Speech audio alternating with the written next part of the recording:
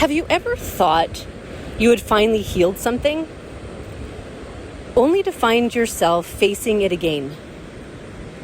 Maybe you've done the courses, maybe you've done the shadow work, maybe you've spent years exploring, clearing, healing, and growing. And then one day, out of nowhere, there it is again.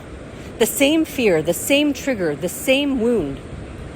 And a part of you starts to wonder, why is this still here? Am I doing something wrong? Why does it feel like I'm right back where I started? If any of those questions resonate, then this episode may be for you.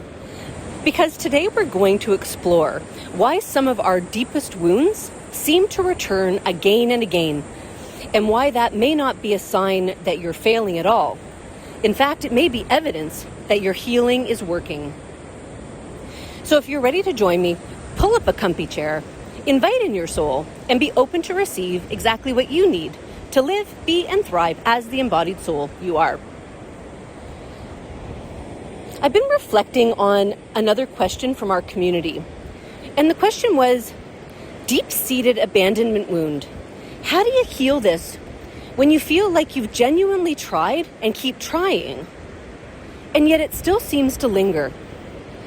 I think this theme is going to resonate with a lot of people.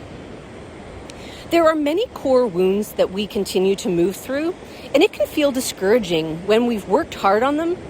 Maybe we've done shadow work, maybe we've done healing journeys, activations, clearings, therapy, or inner work of various kinds. We've done the work. And then just when we think we finally healed it, there it is again, staring back at us. It can feel like we failed. It can feel like nothing is working. It can feel like this is something we're going to carry forever. And after a while, that can be exhausting. I know there may be some of you listening who are tired. Maybe you've been working on something for years. Maybe part of you is wondering if it will ever fully release. Maybe you're frustrated that you're seeing this pattern again. And if that's where you are, I just want you to know that you're not alone. I see you. Because there have certainly been moments on my journey where I thought, really? This again? And yet every time I look back, I can see that I wasn't where I started. I was simply meeting the next layer. Many years ago, my guide shared something with me that completely changed how I understood healing. When we encounter the same wound over and over, it can feel as though we're moving in circles. We heal it, then we meet it again. We heal it, then we meet it again. And eventually we start wondering if we're just stuck. But what they showed me was that we don't actually learn in circles, even if it feels like we're going around in circles. We learn in spirals. That distinction changed everything for me. Imagine holding your finger out in front of you. Let that finger represent the wound, the belief, the pattern you've been working with. If you traced a circle on a tabletop around that point, eventually you'd arrive back at exactly the same place. Nothing would have changed, but a spiral works differently. A spiral continues moving upward. So when you return to what appears to be the same point, you're actually meeting it from a higher level. You've grown, you've expanded, you've gained new awarenesses, new tools, new understanding, and new capacity. And perhaps another way to think about it is like walking up a spiral staircase. At times you can feel as though you're passing the same view again and again, the same window, the same corner, the same stretch of wall. But you're not where you were before. Every step has carried you higher. And healing often works in much the same way. The important thing is that even when it feels repetitive, you are not standing still. You are moving, you're evolving, you are progressing. So when something resurfaces, instead of saying, "Why is this happening again?" perhaps we can begin saying, I'm ready to work with a deeper aspect of this now. That is very different. In fact, it can become something worth celebrating. Not because the wound itself is enjoyable, but because its appearance means you're now ready to work with something that had previously remained hidden. Another image that comes to mind is layers of winter clothing. Imagine you're bundled up for a freezing day outside. You have socks, thermal layers, shirts, sweaters, a jacket, mittens, a scarf, a hat. You don't remove all those layers at once. You take them off piece by piece. Healing can be similar. Many of these deeper wounds have accumulated protective layers over years, decades, and perhaps beyond this lifetime. Each layer served a purpose at some point. Each layer helped us survive. And so healing often becomes a gradual process of removing what no longer needs to be carried. One layer at a time, one belief at a time, one protective strategy at a time. When we understand that, we can stop interpreting the return of a wound as failure. Instead, we can recognize it as part of the process. And even that shift in perspective can create more ease in the body, more ease in the mind, because suddenly we're no longer fighting the healing process. We're understanding it. Sometimes that understanding allows things to move more quickly. Instead of removing one layer, several layers may loosen at once. The hooks holding them in place begin to release. And over time, you'll likely notice something important. Some things that used to trigger you simply don't anymore. Maybe years ago, a comment about your appearance would have left you feeling hurt, insecure, or defensive. Now it barely registers. Not because you're suppressing it, but because you've genuinely changed your relationship with it. You're no longer sourcing your worth from that place.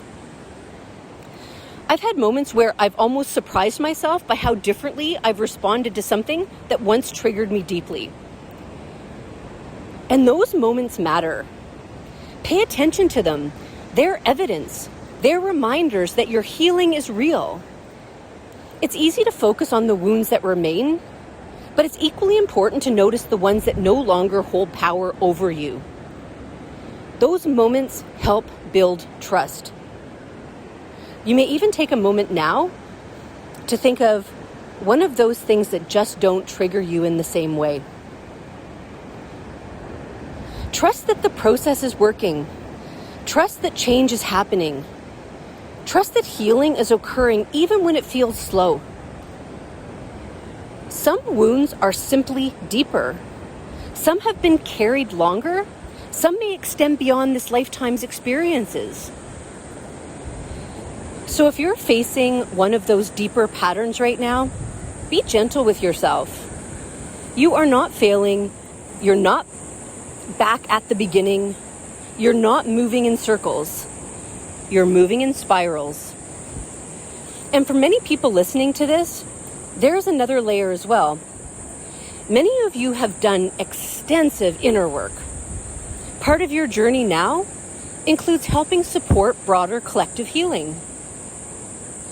As old patterns surface collectively, you may find yourself brushing up against similar themes within your own experience because you're also participating in a larger process of transformation. So whether you're meeting a personal wound or brushing up against something arising within the collective, the question becomes, what do we actually do when one of these old wounds surfaces? Whether it's abandonment, rejection, betrayal, worthiness, visibility, or any other reoccurring pattern, here are a few gentle questions you might explore. What am I believing, or what story am I telling myself right now about this situation, about my life, about myself, about the other person? What part of me feels threatened? What am I afraid might happen? What am I needing in this moment?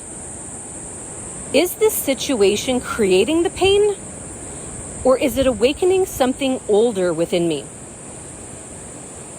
And perhaps the most powerful question of all, what layer is ready to be seen now? Not because you need to fix yourself, not because you failed, but because that single question can change the entire experience. It shifts us from asking, why is this happening again, to asking, what is ready to be loved, understood, or released? And that shift alone can open the door to the next layer of healing. And because the original question was specifically about abandonment, I want to offer one additional perspective. Sometimes what we're experiencing in the present moment isn't actually abandonment. Sometimes it's aloneness. A friend doesn't call, someone pulls away, a relationship changes. And while the current situation may be uncomfortable, it can awaken a much older wound that has been carried for years. The event happening today may not be what's creating the depth of what we're feeling. It may simply be opening the door to something that was already there, waiting to be seen.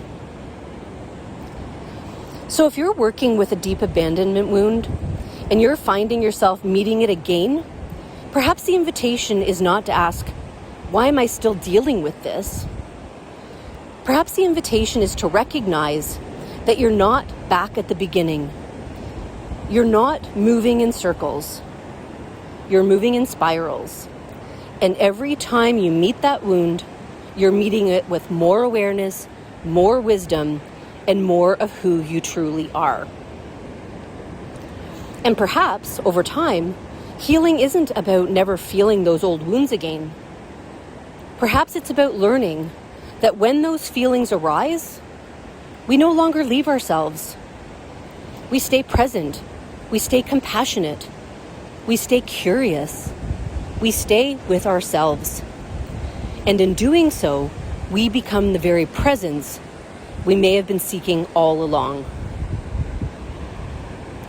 If you loved this episode of Embodied Soul, please comment and like. And if you found it supportive, please consider sharing it with someone who you feel may benefit from it. I'm sending you so much love, and I look forward to being with you again next week.